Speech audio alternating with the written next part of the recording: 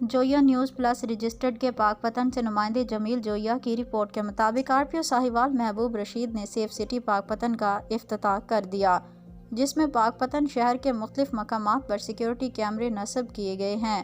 Safe city سے مراد پاک پتن شہر میں 46 کے قریب مقامات پر 160 کے قریب سیکیورٹی کیمرے لگائے گئے ہیں۔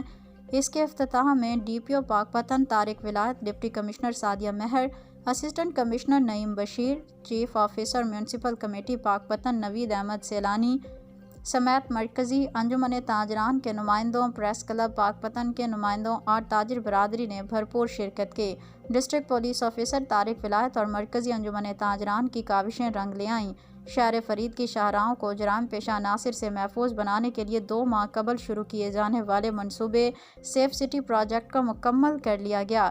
تاجروں نے سیف سٹی پروجیکٹ میں پولیس کے ساتھ مل کر مثالی کام کیا، جو شہر فرید کی تاریخ میں سنہری حروف سے لکھا اور یاد رکھا جائے گا۔ DPO کیپٹن ریٹائرڈ طارق ولایت RPO کا مزید کہنا تھا کہ تاجروں کے اس عمل سے شہر فرید میں امن کی فضا قائم رہے گی۔ اللہ تعالیٰ تمام لوگوں کو اس کی نیکی قبول فرمائے۔